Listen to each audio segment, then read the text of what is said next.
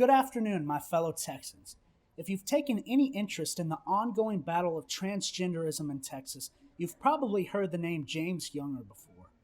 Over the past several years, Younger has been entangled in a legal battle between his parents about who's able to make extremely serious medical decisions on his behalf. The most contested among these decisions is the right for the mother to transition James from a boy to a girl. After several hearings and countless back and forth rulings, it was decided in August of 2020 that the mother would be granted the sole authority to transition James into a girl. This ruling was issued without a hearing by a judge right here in our neighboring city of Dallas.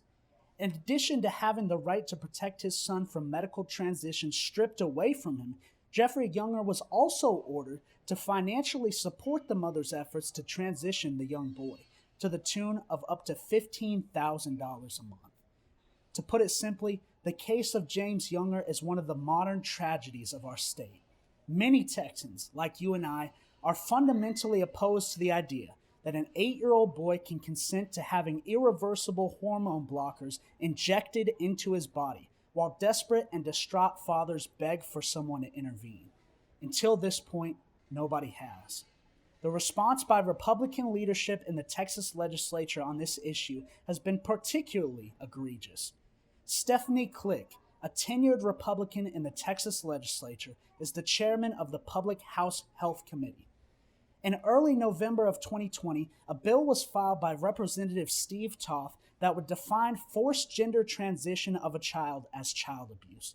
The bill was referred to the House Public Health Committee on February 25th. For 72 days, Representative Klick has let this referral sit untouched with no intention of allowing this legislation to proceed.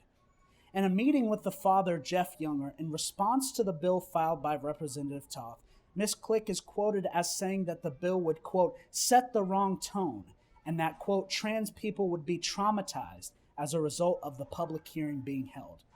This is only one of the several bills that have been introduced on this subject in the legislature this year, none of which have received a public hearing from the Public Health Committee.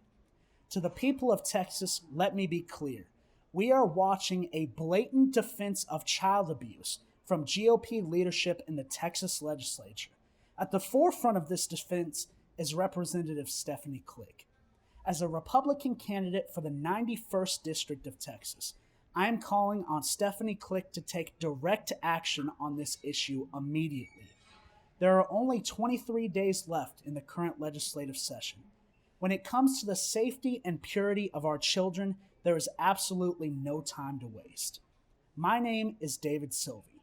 I am unashamedly against the chemical castration and genital mutilation of our children. If elected to serve the people of Texas, I will triumphantly lead the fight against this assault on Texas youth. I hope you will consider joining me in this effort. Thank you, good night, and God bless Texas.